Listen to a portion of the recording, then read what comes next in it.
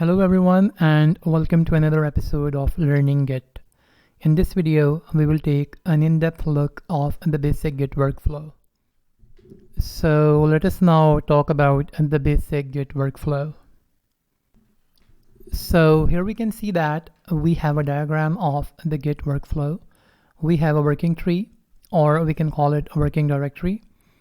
Then we have a repository, which is a Git repository, and it is hidden inside of our projects folder. We also have the index, and we are going to talk about this later in the video. Alright, so let us now understand what we do when working with Git. So we modify one or more files as part of working on our daily tasks, and when our project reaches a state that we want to record or preserve the changes made to our files, we commit those changes to the repository. So what do we mean by a commit? Commit is basically taking a snapshot of our project, then pushing those changes to the repository. This is how the Git works actually. We make some changes to our files and then we commit those changes. So in Git, we have a special intermediate step that does not exist in most other version control systems, and it's called the staging area or the index. So let's take an example of a box to understand the staging area.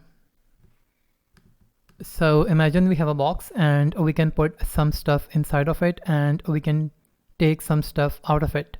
This box is basically the staging area of the Git. So the staging area is essentially what we are proposing for the next commit.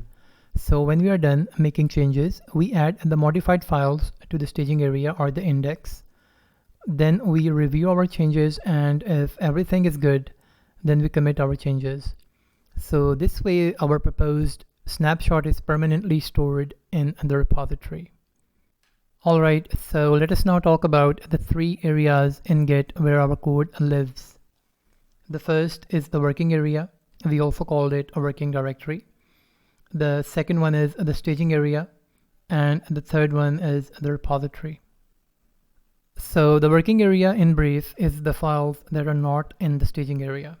They are not handled by Git. They are kind of just in our local repository. They can also be called untracked files, means the Git is not tracking them. The working area is like your scratch space. It's where you can add new content, you can modify, delete content. If the content that you modify or delete is in your repository, you don't have to worry about losing your work. Next up, we have the staging area, which includes what files are going to be part of the next commit. And this is how Git determines what is going to change between the current commit and the next one. The last thing that we have is the repository. The repository contains all of our commits, and the commit is basically a snapshot of what our working and staging area look like at the time of the commit. So this is the basic workflow of Git. So let's review once again what we have studied.